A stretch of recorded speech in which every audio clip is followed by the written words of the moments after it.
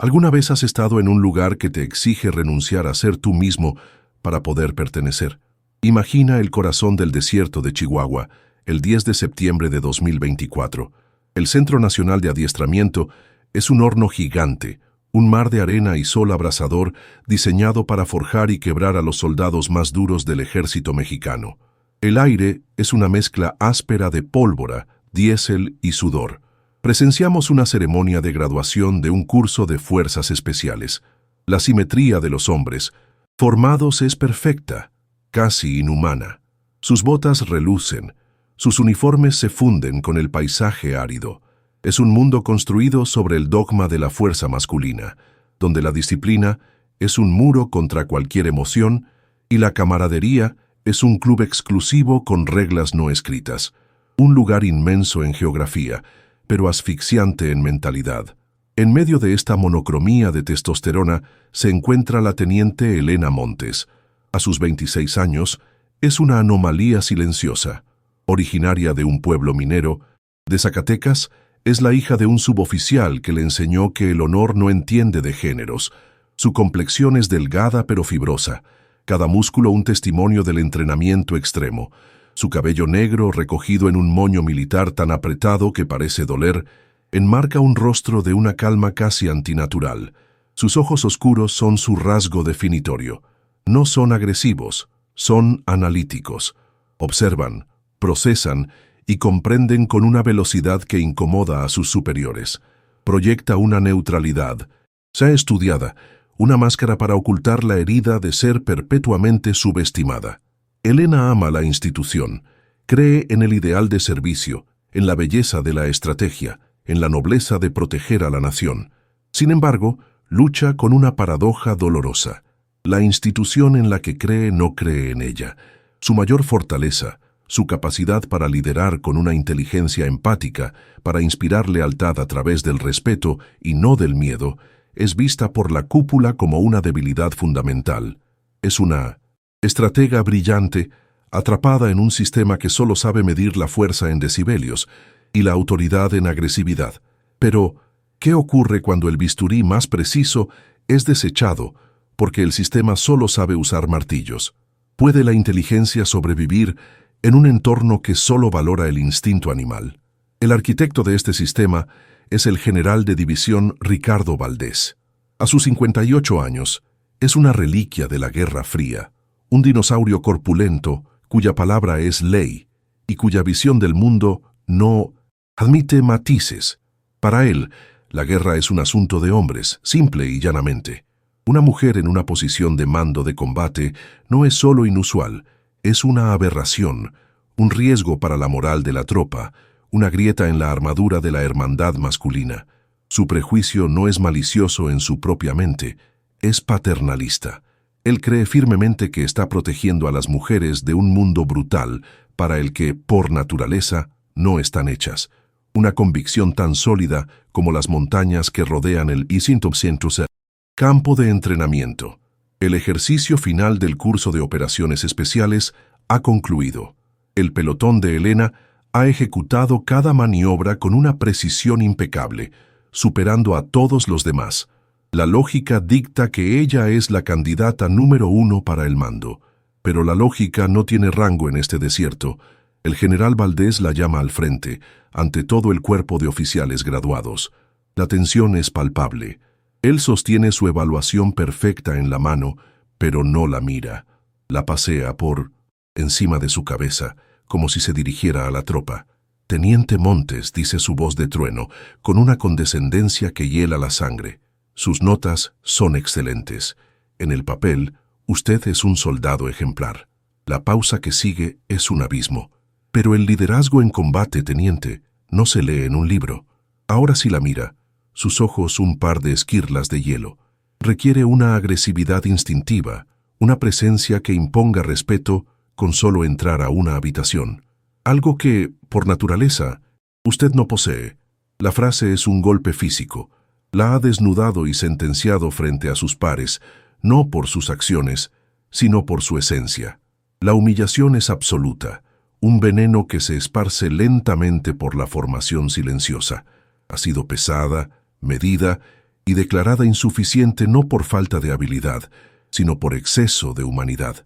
La sentencia final es aún más cruel. No recibirá el mando de un pelotón de fuerzas especiales.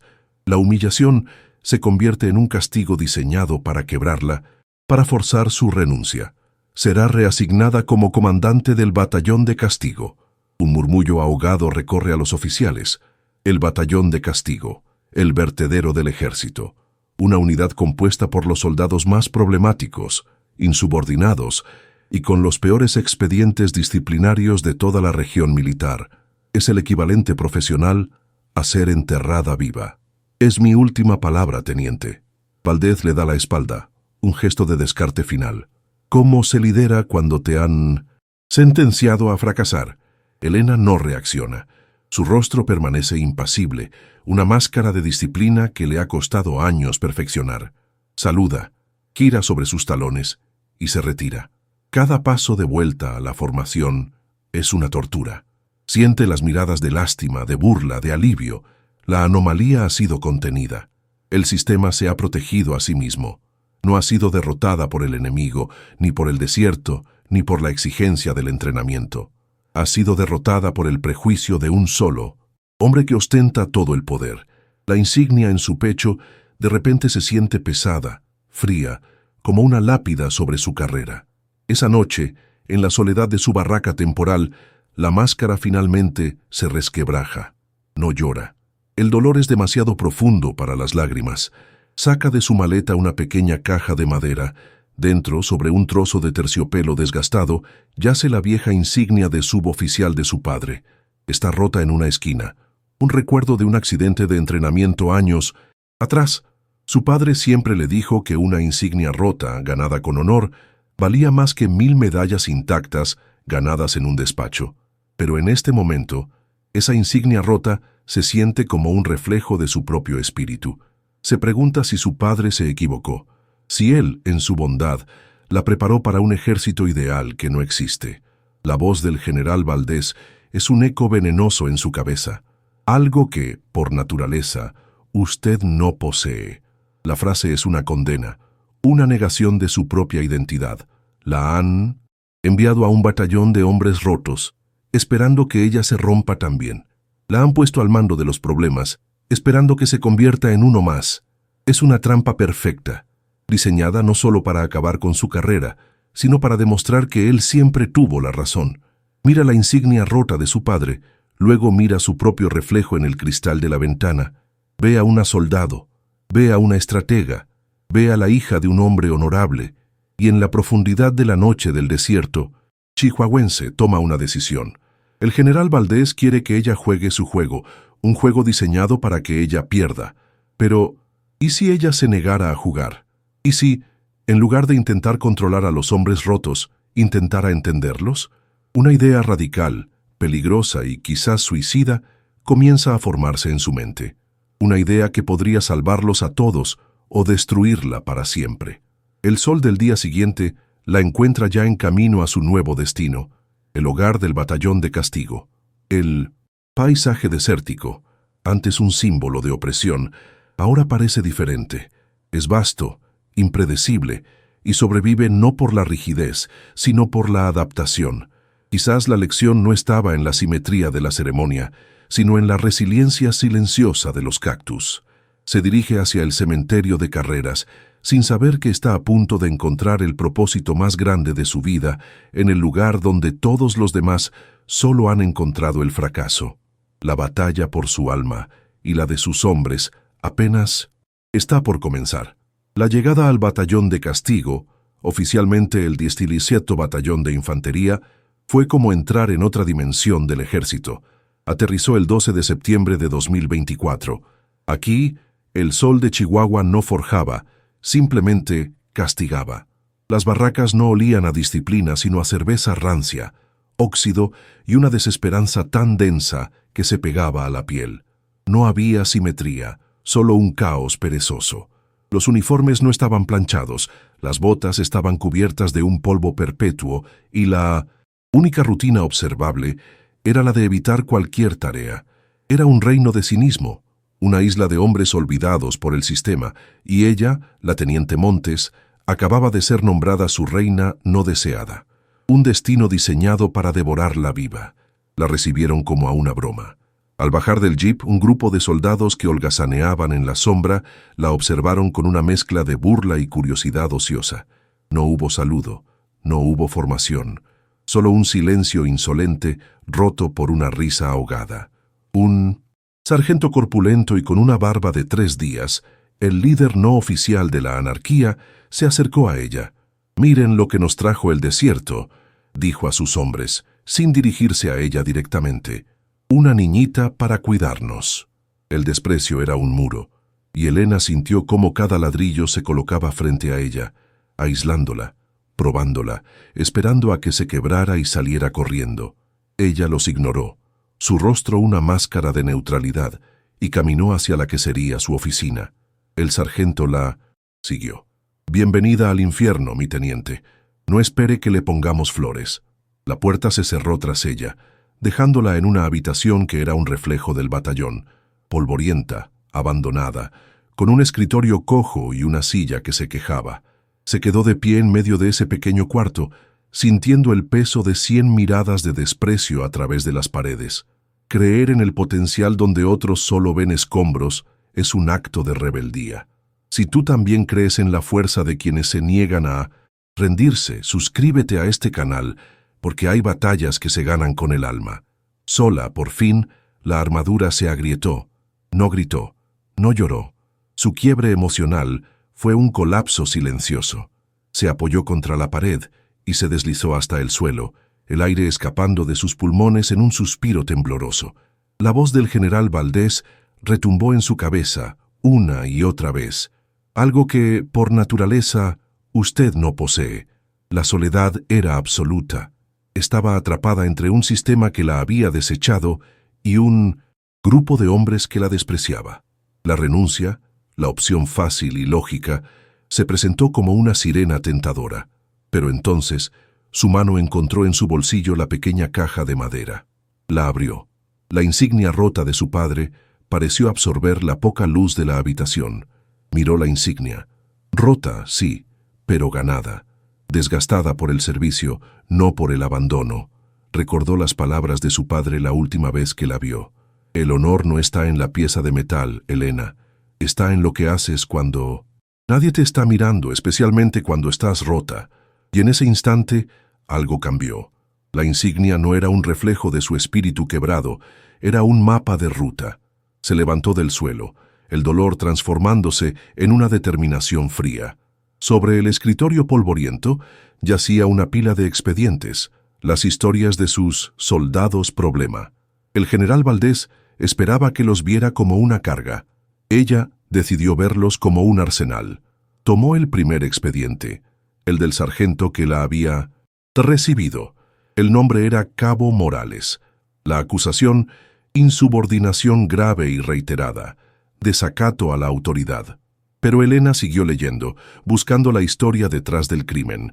Descubrió que Morales, un genio autodidacta, había hackeado el sistema de comunicaciones de alta seguridad de la base por diversión y para exponer sus vulnerabilidades. El ejército lo vio como un rebelde incorregible.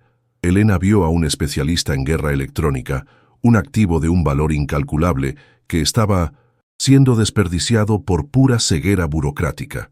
¿Y si su insubordinación no era un defecto, sino un síntoma de un talento frustrado? El siguiente expediente era del soldado Pérez. El cargo, robo de partes de vehículos militares, participación en mercado negro. La historia de un criminal común. Pero Elena investigó más. Descubrió que Pérez había crecido en el deshuesadero de su tío en las afueras de Torreón, que podía escuchar un motor y diagnosticar el problema, que podía construir un vehículo funcional a partir de chatarra. El ejército lo vio como un ladrón. Elena vio a un mecánico maestro, un genio de la improvisación capaz de hacer milagros con recursos limitados, un hombre cuyas habilidades, en las circunstancias adecuadas, valdrían más que un taller entero de equipo nuevo. El tercer archivo la intrigó aún más. Soldado Huesca. El cargo, intento de deserción. La marca de un cobarde. el peor pecado en el código militar. Pero la nota al pie reveló su origen, una comunidad, Rarámuri en lo profundo de la Sierra Tarahumara. Huesca no estaba desertando, estaba siguiendo las rutas ancestrales para volver a casa durante una emergencia familiar. No era un cobarde, era un rastreador, un hombre que podía leer el terreno como un libro, que conocía caminos que no aparecían en ningún mapa militar, que podía sobrevivir en las condiciones más extremas. El ejército lo desechó. Elena vio la clave para dominar el terreno más difícil del país. A la mañana siguiente, el batallón la esperaba en la explanada, listos para recibir con cinismo su primer discurso disciplinario. Pero ella no fue a la explanada. Se dirigió al desordenado taller mecánico, donde encontró al soldado Pérez intentando arreglar una radio vieja. Ignoró las miradas de sorpresa. No le dio una orden. Le hizo una pregunta. «Soldado, he oído que usted es bueno con estas cosas. ¿Cree que podría hacer funcionar la radio del viejo jeep de mando? Nadie ha podido en años». Pérez la miró, desconfiado. Pero por primera vez, alguien no le estaba hablando a un ladrón, sino a un experto. ¿Cómo reaccionarían estos hombres ante un líder que no veía sus fallas, sino sus talentos ocultos? La primera misión que les asignó el general Valdés llegó esa misma tarde. Era una humillación deliberada. La orden: limpiar y desmantelar un campo de tiro abandonado a 20 kilómetros en el desierto. Una tarea inútil, agotadora y degradante. Para asegurarse del fracaso, les asignó 2 camiones de transporte de 1995, vehículos que llevaban años canibalizados y abandonados. La noticia fue recibida con una carcajada general de los soldados. Era la prueba final del desprecio de Valdés, un chiste cruel diseñado para demostrar que ni ellos ni su nueva comandante servían para nada. Los hombres se preparaban para ignorar la orden como siempre. Esperaban que ella gritara, que amenazara, que fracasara en su primer intento de imponer autoridad. Pero Elena no gritó. Caminó con calma entre los camiones oxidados. Se detuvo frente a Pérez. «Dicen que estas chatarras no han arrancado en una década», dijo en voz alta para que todos la oyeran. Luego miró a Pérez directamente a los ojos. «Yo no lo creo. ¿Cuánto tiempo necesita para demostrar que se equivocan?» No era una orden, era un desafío, un reconocimiento de su habilidad. Puso la misión no en sus hombros, sino en las manos del genio que todos los demás habían despreciado. El cabo Morales, el hacker, se acercó, intrigado por la escena. «Aunque los haga arrancar, mi teniente. La radio de largo alcance está muerta. No tendremos comunicación». Elena se giró hacia él. «¿Muerta o simplemente esperando a que alguien lo suficientemente inteligente la despierte, cabo?» De nuevo, un desafío, no una orden. Se dirigió al resto del batallón. «El general Valdés cree que esta tarea es imposible para nosotros». Hizo una pausa. «Yo creo que el general Valdés nos ha subestimado». Por primera vez, en ese lugar olvidado por Dios, no se escucharon burlas, solo un silencio pensativo. La semilla de la posibilidad acababa de ser plantada en el suelo más estéril del ejército mexicano. El 5 de octubre de 2024, el infierno abrió una sucursal en la Sierra Tarahumara. La noticia del helicóptero de la Policía Federal, derribado por fuego de un cártel, cayó como una piedra en el estanque del mando regional. La parálisis fue instantánea. Las unidades de élite, los orgullosos coyotes del desierto, estaban a 4 horas de distancia en el mejor de los casos. El terreno era una pesadilla de cañones y bosques impenetrables, un laberinto natural donde la tecnología era inútil y la fuerza bruta, un suicidio. Los supervivientes, ahora rehenes, eran un reloj de arena corriendo hacia una muerte segura. El sistema, con toda su fuerza y su presupuesto, estaba completamente bloqueado, un gigante encadenado por su propia rigidez, incapaz de dar un solo paso. En las barracas del 17 Batallón, la noticia llegó por la radio, una transmisión caótica que pintaba un cuadro de desesperación. Elena escuchó y algo hizo clic en su mente. Miró a sus hombres, vio a Pérez, que podía hacer andar un vehículo con alambre y fe, vio a Morales, que podía escuchar las comunicaciones del enemigo como si fueran sus propios pensamientos. Vio a Huesca, cuyos ancestros habían recorrido esas mismas montañas durante siglos. No vio a un batallón de castigo. Vio la llave perfecta para una cerradura imposible. Ver el potencial donde otros solo ven basura es un superpoder. Si tú también crees que el verdadero valor se esconde donde nadie más mira, únete a nuestra comunidad. Tu apoyo nos ayuda a seguir contando historias sobre genios disfrazados de problemas. Tomó la radio, su mano firme, su voz despojada de cualquier duda. Se saltó todos los canales intermedios y se comunicó directamente con el puesto de mando del general Valdés. El silencio en el otro extremo fue una mezcla de sorpresa e irritación. «Mi general», dijo Elena, su tono profesional, pero con un filo de urgencia innegable. «Habla la teniente Montes. Solicito autorización para iniciar operación de rescate». Una pausa cargada de estática. «Mis hombres son la única unidad con las habilidades específicas para esta misión». Valdés, atrapado entre una catástrofe segura y la petición de la mujer que despreciaba, respondió con un gruñido. «Autorizado. El mando no se hará responsable de sus acciones». Era una luz verde que significaba «ve y muere». ¿Era su oportunidad o su tumba? La preparación no fue un despliegue militar, fue el montaje de una obra de arte. Pérez y su pequeño equipo de mecánicos se lanzaron sobre los dos viejos camiones, y en menos de una hora, los motores que habían estado en silencio durante una década tosieron y cobraron vida, un milagro de grasa y genialidad. Morales, en un rincón, con una laptop conectada a una antena improvisada, ya había penetrado la red de radio del cártel, mapeando sus posiciones a través de sus propias comunicaciones. Y Huesca, de pie sobre el capó de un jeep, no miraba un mapa satelital, sino un trozo de papel donde había dibujado de memoria las rutas seguras, los pasos de venado, los arroyos ocultos. No eran un batallón, eran una navaja suiza humana. La infiltración fue un fantasma en la noche. Dejaron los ruidosos camiones a 10 kilómetros y avanzaron a pie, liderados por Huesca. No se movían como soldados, sino como sombras.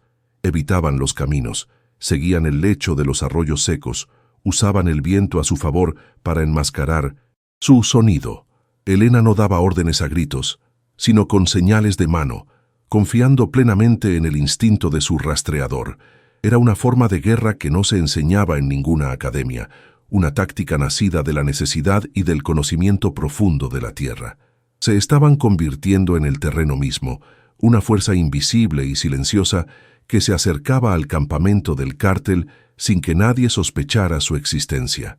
El asalto fue una sinfonía de sigilo. No hubo una lluvia de balas.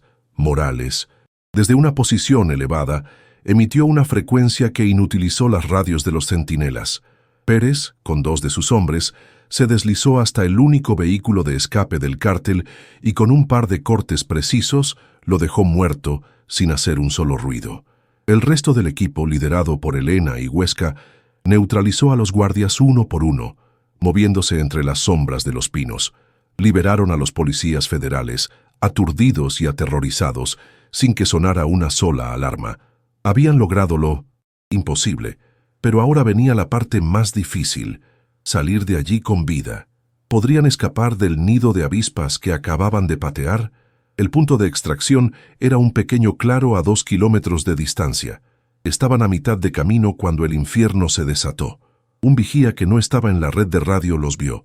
El primer disparo rasgó el silencio de la noche, seguido por el rugido de docenas de rifles automáticos. Una emboscada. Estaban superados en número, atrapados en un terreno abierto, con los rehenes a cuestas. Era la situación que Valdés había previsto, el fracaso que había autorizado, el momento en que, según su lógica, una mujer líder se quebraría y su unidad de inadaptados se desmoronaría en un pánico caótico, pero no se desmoronaron. En un movimiento que no fue ordenado sino instintivo, los hombres de Elena, los problemas, los insubordinados, los ladrones, hicieron algo extraordinario.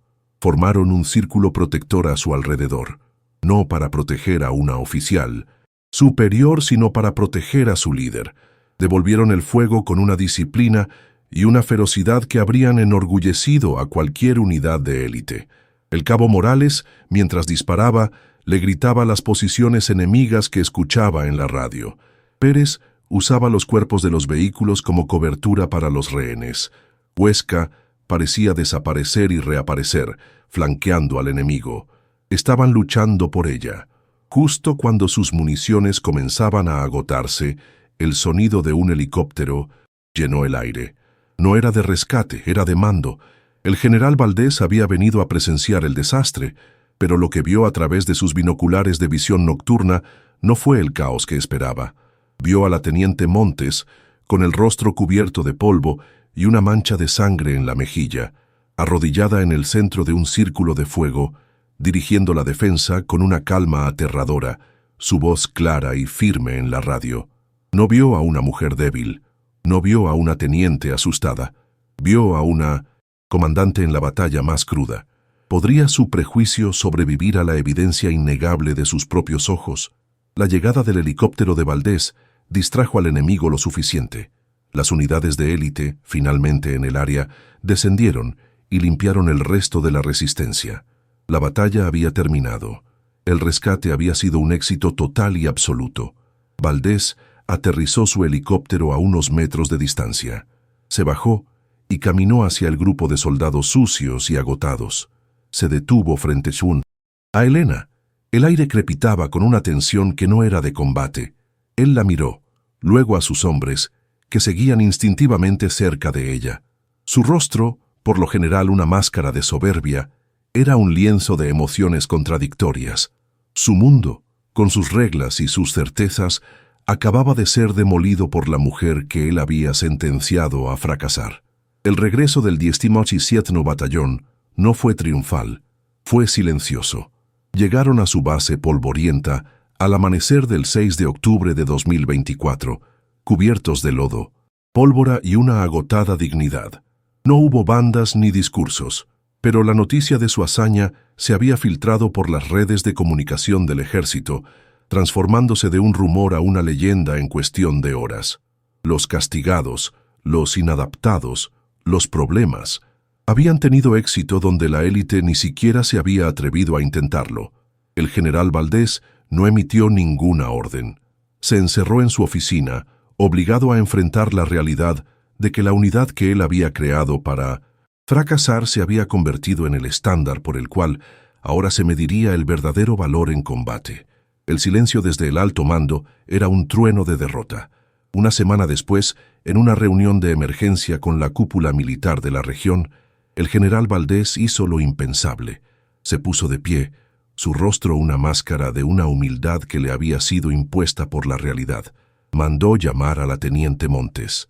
Frente a una audiencia de generales y coroneles que esperaban una reprimenda, Valdés narró los hechos de la operación de rescate, sin omitir su propia orden de autorización suicida.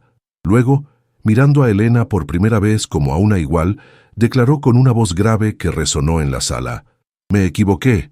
La teniente Montes ha demostrado un tipo de liderazgo que yo fui incapaz de reconocer. Por lo tanto, le ofrezco el mando de cualquier unidad de fuerzas especiales que ella elija. Es su derecho». La oferta quedó suspendida en el aire, un premio que cualquier oficial habría matado por recibir. Era la victoria total, la reivindicación absoluta. Pero Elena no sonrió. Dio un paso al frente, su postura firme, su mirada clara. «Agradezco su oferta, mi general», dijo, su voz tranquila pero inquebrantable. «Pero la rechazo». Un murmullo de incredulidad recorrió la sala. «Mi lealtad no está con la insignia de una unidad de élite que nunca me quiso. Mi lealtad está con los hombres que este ejército desechó. Hombres que demostraron que el valor no es un expediente limpio, sino la voluntad de luchar cuando nadie más lo hará». La audacia de su rechazo dejó a todos sin palabras. «No quiero un comando de élite», continuó, aprovechando el silencio. «Solicito formalmente que mi batallón de castigo sea reconocido y reestructurado como una nueva unidad de tácticas no convencionales». La propuesta era radical. Una unidad que se especialice en misiones que requieren inteligencia, sigilo y habilidades específicas, no solo fuerza bruta. Liderada por mí y compuesta por los soldados que ustedes llaman problemas. No estaba pidiendo unirse al club, estaba pidiendo que reconocieran que ella había construido uno mejor. El general Valdés, completamente desarmado, solo pudo asentir. Su derrota era ahora una capitulación total, no ante una insubordinada, sino ante una visionaria. El batallón de castigo fue oficialmente disuelto y renació como la UTNC, Unidad de Tácticas No Convencionales, la unidad más comentada y respetada del ejército. El método Montes o Esquecepó enfocaba en identificar y potenciar las habilidades individuales de cada soldado. En lugar de forzar una conformidad superficial, se convirtió en un curso obligatorio en el colegio militar. La historia de Elena, el mecánico genio, el hacker rebelde y el rastreador indígena se convirtió en un caso de estudio sobre el verdadero significado del liderazgo. El cambio no fue solo cosmético, fue una revolución doctrinal que sacudió la mentalidad de la vieja guardia hasta sus cimientos, demostrando que la adaptabilidad siempre vencerá a la rigidez. La leyenda de la teniente Montes trascendió los muros de los cuarteles. Su historia, filtrada a la prensa, inspiró una conversación nacional sobre el papel de las mujeres en las Fuerzas Armadas. Su éxito innegable forzó a la Secretaría de la Defensa a revisar y reformar políticas de género que durante mucho tiempo habían sido solo palabras en un papel. Abrió puertas reales, no simbólicas, para cientos de mujeres que veían en ella la prueba de que el talento y la determinación podían eventualmente derribar los muros más altos del prejuicio.